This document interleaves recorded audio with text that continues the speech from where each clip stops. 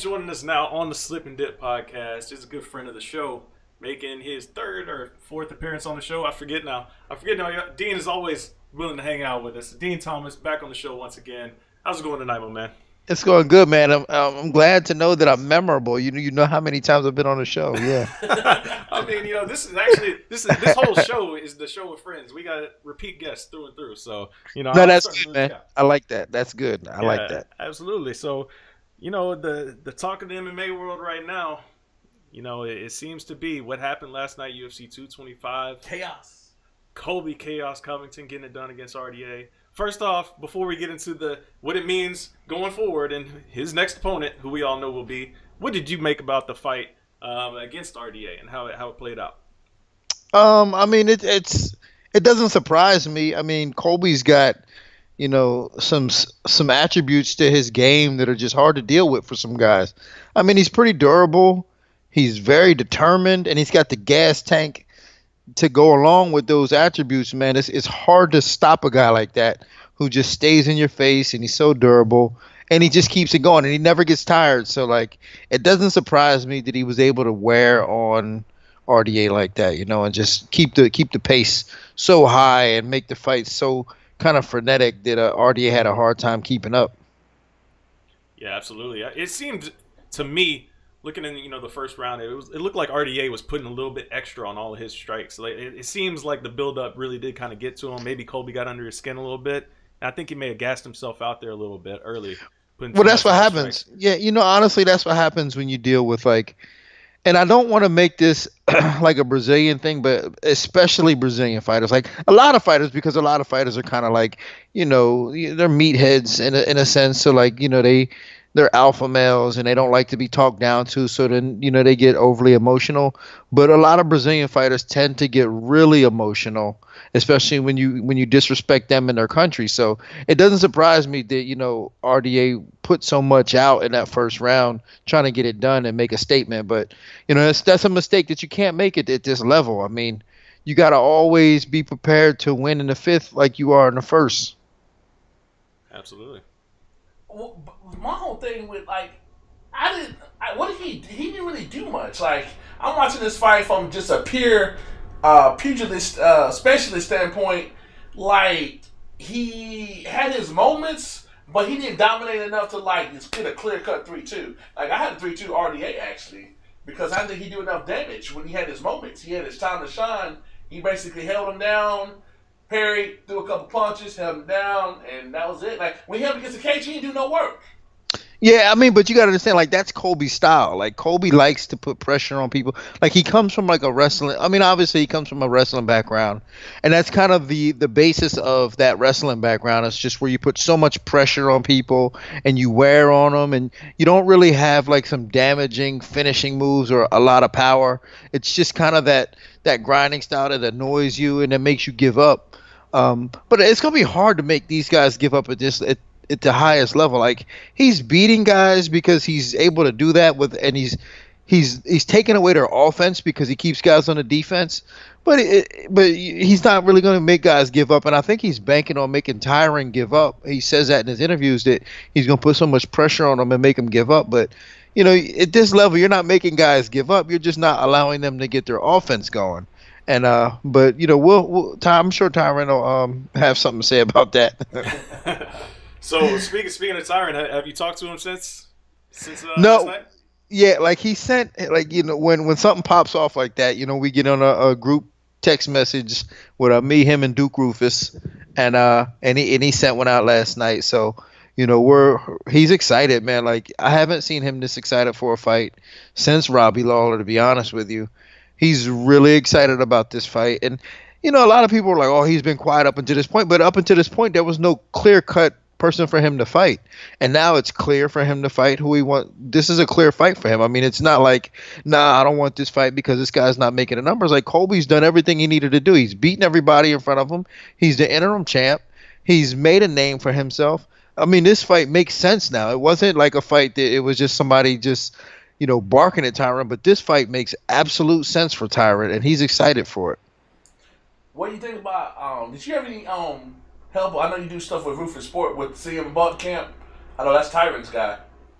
CM Punk. Yeah, last night did. So yeah, I mean, here's the thing with CM Punk. Like, I haven't seen him in maybe, I don't know, it's been maybe a year. But when we were going up there a little more frequently, I'd see him a lot. I mean, CM Punk he's a gym rat, to be honest with you. A lot of people, don't really like to give him a lot of credit, but he's a gym rat. And the problem is he just got started too late. And I think if he had gotten started, 5 years prior, and he worked his way up, he wouldn't be that bad because he has a lot of attributes that it takes to be a fighter. I mean, he's dedicated, he's passionate, he has the heart. I mean, you saw him like he took some shots that a lot of guys might have went down from. I mean, just on the impact.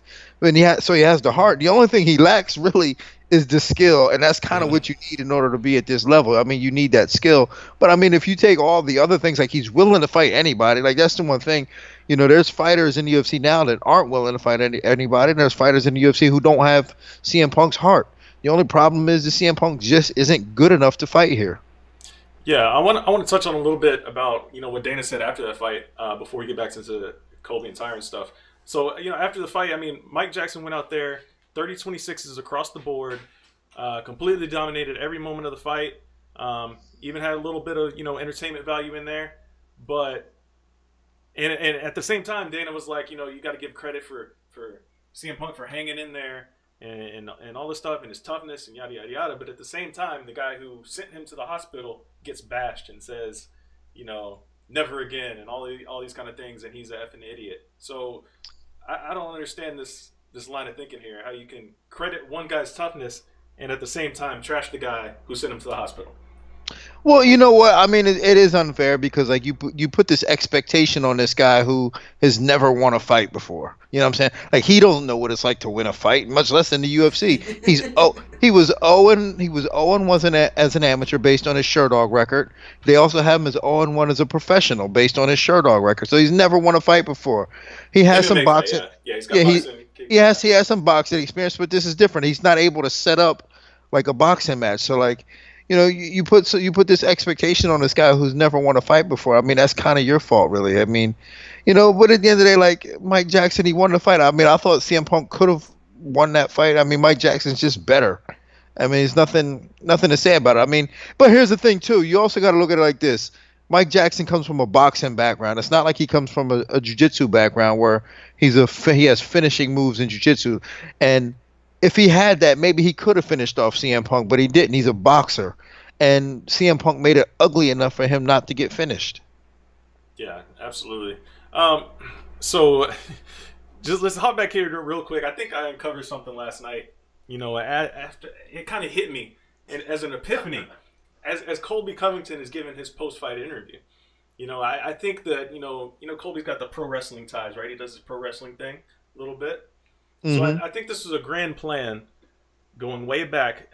I think after he had that rant in Brazil, after beating Damian Maia, I think, him and his group of writers, his group of friends, apparently Tyron says he's got somebody writing for him, writing these lines. Yeah. That's true? You can confirm. Well, I mean, listen, I will not confirm.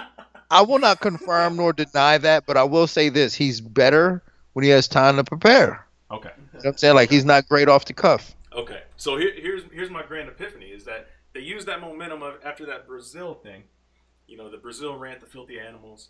All right, Colby, let's play this up because if you win one more fight, you're probably going to be in there against Tyron.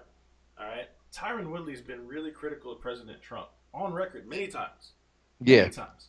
So He's got T-shirts that says Trump tripping. Trump tripping, shot. He was on the So, I think him and his little group said, hey, you know what? Let's play up this whole MAGA angle. Let's use the make the welterweights great again. Let's play this all up. Let's go out there. You got to do work one more time against RDA.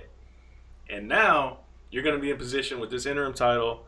Go out there, say you're going to put the belt on President Trump's desk, and your opponent is going to be Tyron Woodley, a guy who hates President Trump, makes the T-shirts, been critical on record, and is also a black man who's spoken out against racial injustices. All of this stuff is right up President Trump's alley. So I think it kind of hit me all at once. I was like, this is a slick plan right here that they just played out to get Yeah, this heat. I mean, you're right, man. I mean, it was really, I don't know if it was totally orchestrated that way from the jump. It just worked out that way, and then I guess they probably saw that, kind of materializing anyway, and they said, you know what, let's make this work. Let's run with this.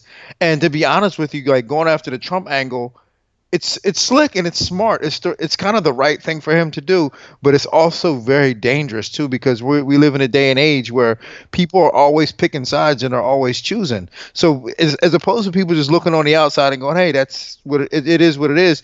People have a tendency to want to pick sides and choose sides, and now we're talking about divisiveness. So I can see this turning into like some racial something racial, and I can see like yeah for sure, and I can see Kobe, indirectly, you know because I don't think Kobe would do it directly. Honestly, I know him, and I don't think he would do it directly, but indirectly, getting some white supremacist support. You know what I'm saying?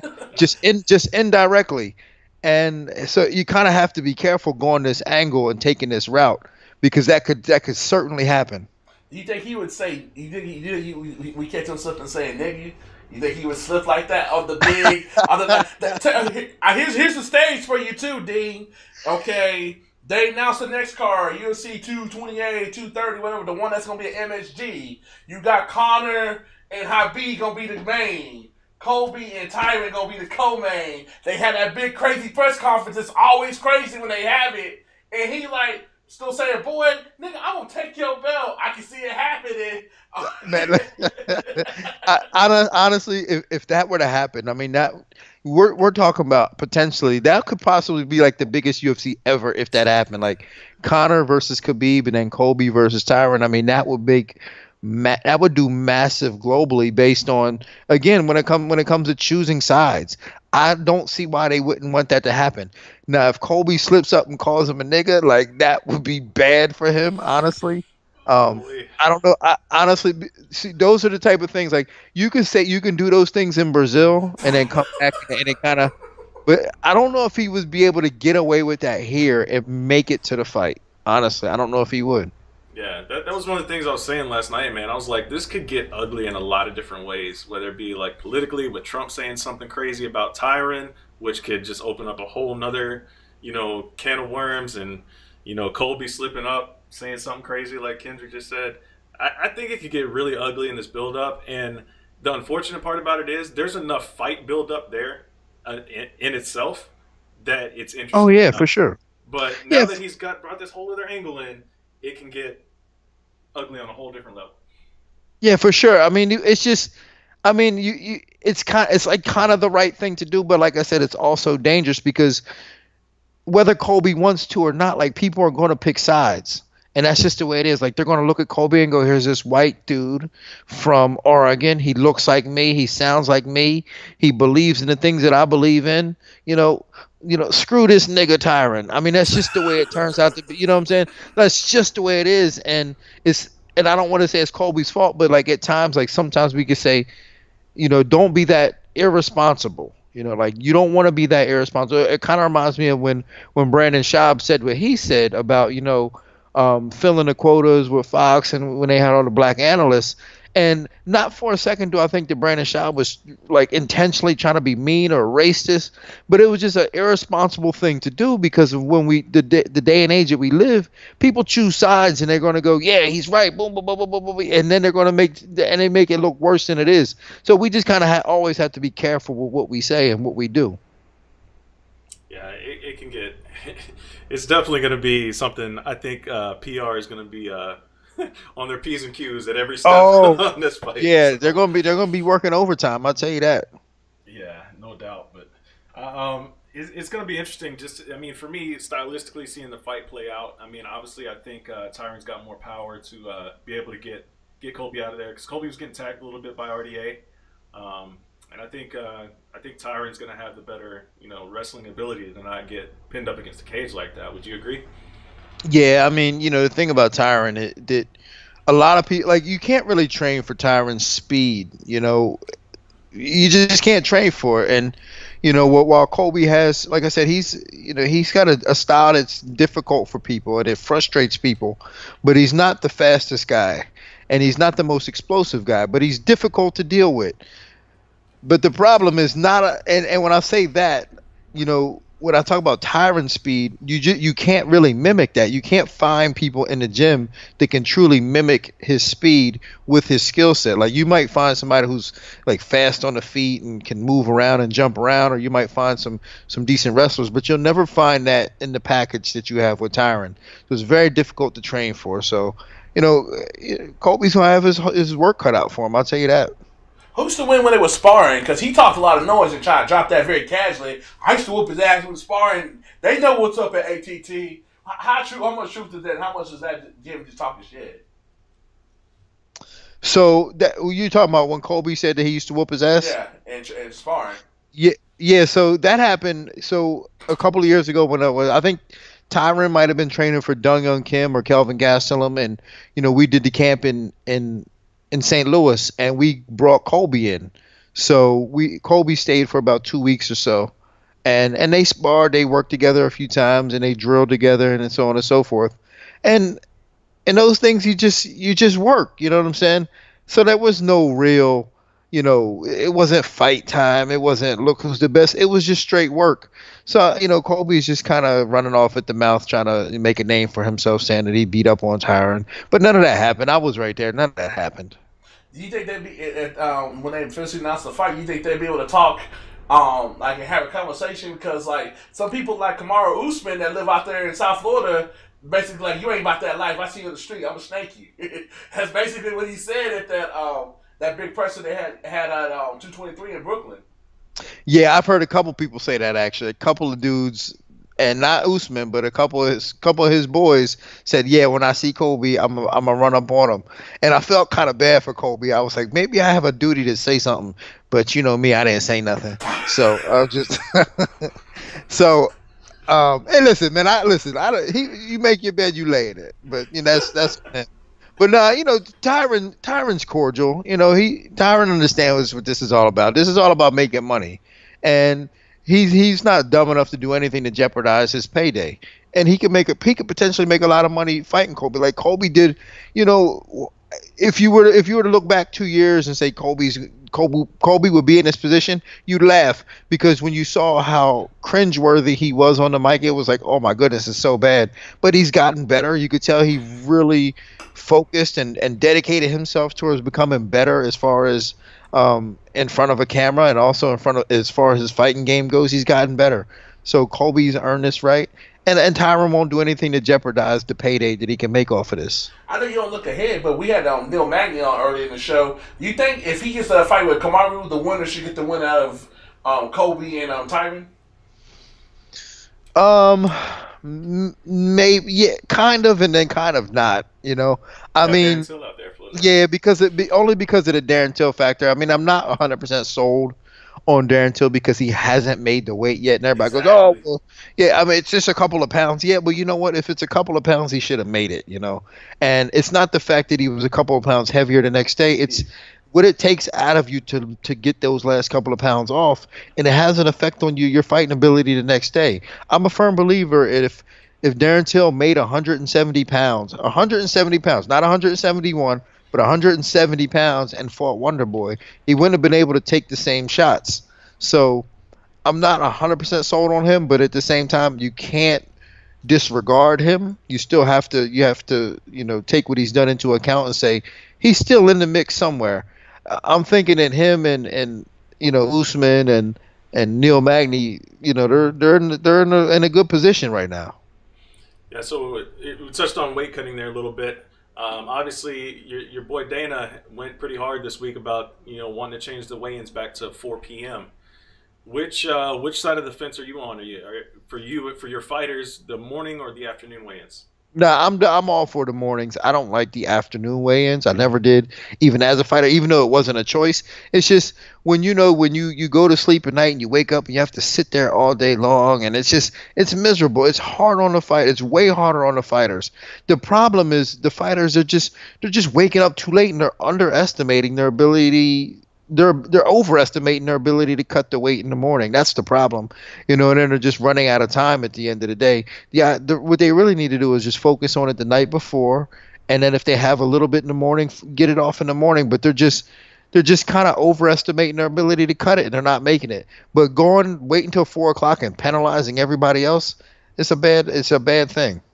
So can you do us a favor, because we've asked our other couple of guests on the show here today, if you could, help us out here. We're trying to figure out, because Dana said that there's a majority of fighters, and you being at ATT, you've got access to a lot of guys in the UFC.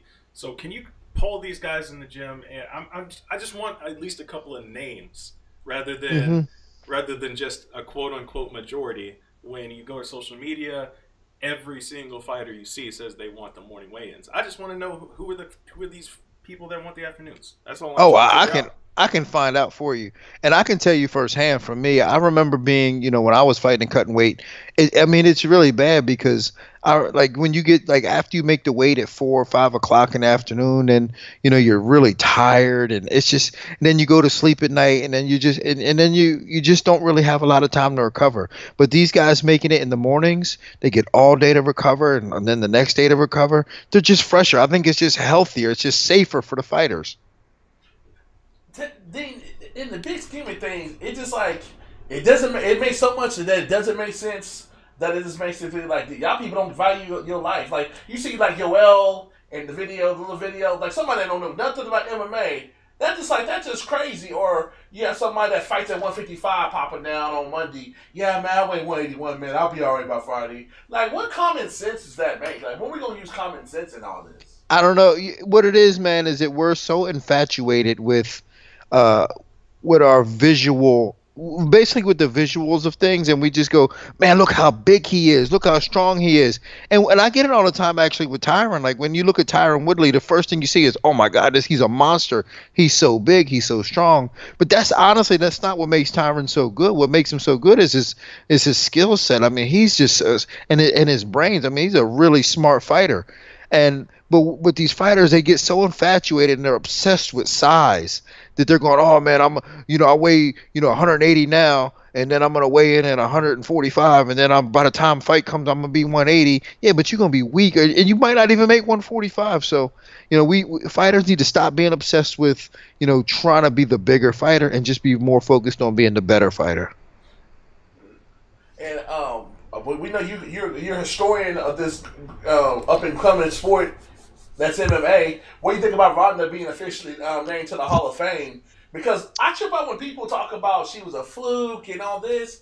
Please tell me, will we ever see somebody beating the people how she was doing it in that quick a time, the way MMA is today? She may have came at the right time, but you can't just act like that didn't happen. Yeah, I mean, you're right about that, and I think about this all the time because I mean, honestly, I'm not really a fan of Ronda, and it has more to do with her post-fight career, how she handled the losses. But at the end of the day, like you're right, you can't ignore what she's done. I mean, she did essentially what Hoist Gracie did, but for women. I mean, she came out and she beat a gang of girls, man. I mean, and she beat them easily and looked great. Yeah. So, yeah. So I mean, you can't ignore that. I mean, she did that. I don't have a problem with her going into the Hall of Fame. Honestly, I don't, and I'm not even a fan of hers. Yeah, it's crazy. I mean, she went in, pretty quick, but I mean, being a UFC Hall of Fame, not a quote unquote MMA Hall of Fame, they can do whatever they want, move people in quick as they want. I would assume Bisping's going to be in there, probably next summer. We'll see, but. I mean, yeah, like you're saying, man, you can't deny what Ronda did, man. How women's MMA wouldn't be what it is without her. Yeah, I mean, and you want to say, yeah, well, she had a little bit of help, and I don't necessarily think it was that she had help. It was just where the division was at the time. I mean, it was really, again, it was like UFC, the first 3 UFCs, really. It was just kind of like she had something that nobody else had. When Hoist Gracie first came out, he had jiu-jitsu and nobody else had it. When Ronda came out, like she had this incredible Olympic caliber judo and an armbar that nobody knew how to stop. So she came out and just ran through, was it 6, 7, 8, 9 girls, and they were just like, oh my goodness, what is this? And until they caught up, until like the training and the whole, appeal of female fighting caught up, she was so dominant.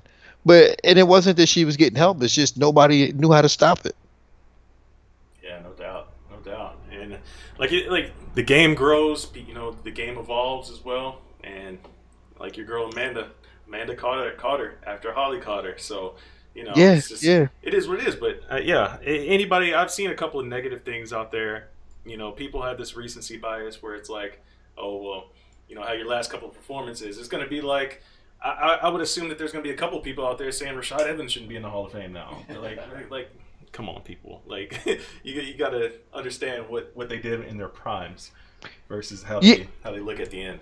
yeah, and that's why like sometimes you feel bad for fighters like Rashad who's going out the way he is a little too late, and that's why I kind of like the way Bisbing has gone out. Like Bisbing, he lost a couple, but you're going to forget about that. You'll forget the fact that he got beat up by Kelvin. You'll forget that, but you won't forget that he was champion. You won't forget some of the things that he did do, and you won't forget his legacy. Rashad, you'll forget him getting knocked out by Anthony Smith. At the end of the day, you really will forget that. But yeah, you're right. Like, but I still, even with that said, I still wish fighters would retire a little bit earlier and not let the game retire them. They need to retire from the game before the game retires them. Speaking of legacy fight, do you think your girl needs to fight Miss Holm for that resume? Because if she wins that fight, she's automatically in the top two. Top two? Top two of all time, and she be the greatest bantamweight of all time. Yeah, no doubt about that. I mean, She now, be the greatest bantamweight and top two of all time. The whole thing with tell me what you think, because I guess coming from doing the boxing side, like Cyborg's like the big bully that beating everybody else is smaller than her. She has a built-in advantage every fight she has.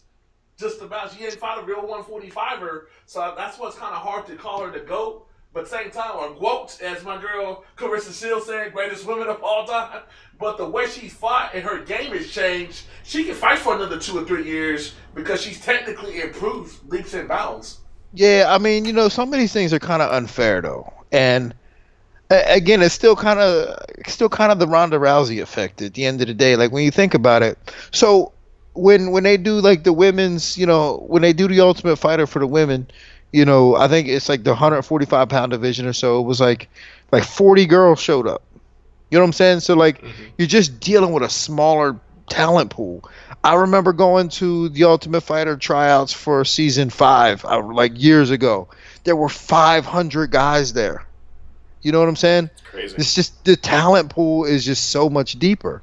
So, and it's hard to say like that Amanda needs to beat Holly because Holly is just that in the third, and it's just like, I mean, and I don't want to take nothing away from Holly. It always seems like I'm dogging Holly, and I'm not. It's just what's Holly's record in the UFC?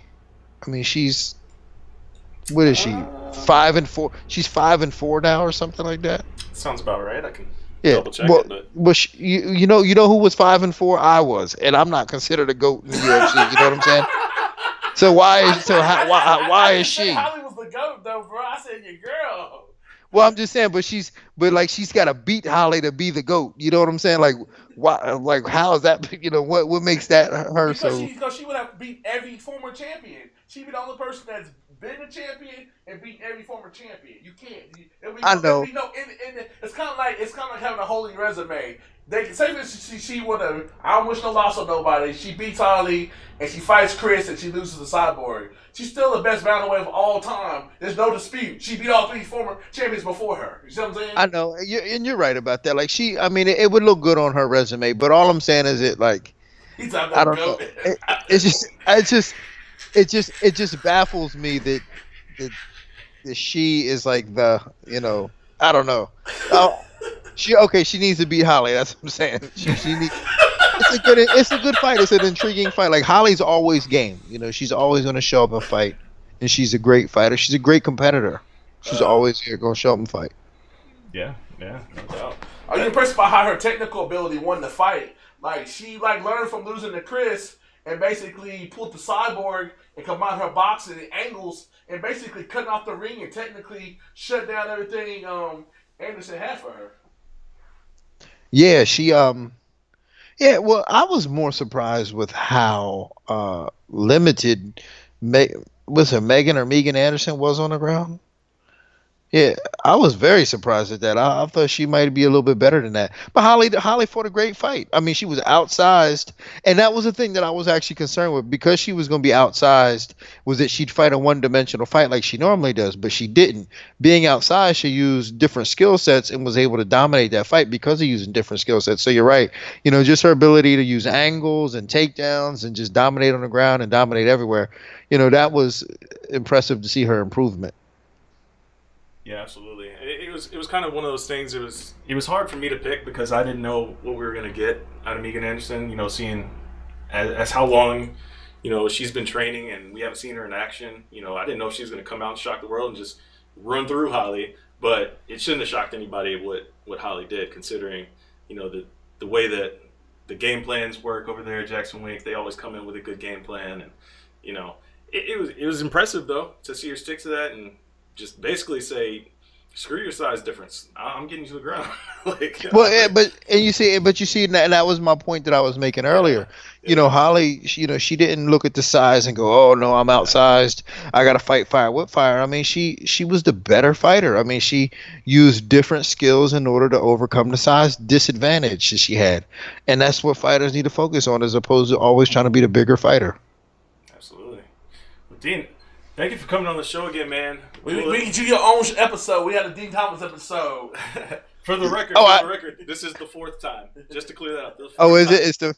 You had to look that up, didn't you? Hey, I just had to double check, man. I didn't want to Uh, hurt your feelings or anything. So. Listen, man. Anytime y'all want me on, man, I got your back, man. You know what I'm saying? Like we homies, we boys. Hey, can we get a gym invite to ATT to get some behind the scenes with your girl JJ and all them champions I got out there at ATT? Uh, you're on your own with that one. And it's, Listen, it's I not like we wish. live close to Florida anyway, so I Listen, don't know. oh, good. I wish I could help you with that one, but you are on your own with that. Right. No doubt. But yeah, man, thanks for the great insight as always. I'm glad you're always willing to share your insight, man. It's greatly appreciated from someone that's deep in the game, been in the cage, outside the cage, training champions, all that good stuff, man. The lights going out, You pay your bill. on you before. You said I didn't pay my electric. Right. That's all good, man. But The goat at 5-4. That's the quote of the day. I ain't Five considered and no four. goat at 5-4. right, it is 5-4 too. So I double check that. But yeah, you're right. Is it 5 and 4? That's my point exactly. That's my Absolutely. point. Yeah. So all right, fellas, I'll catch up with y'all. All right, man. Thanks again, buddy. We'll talk to you soon. All right, man. See you.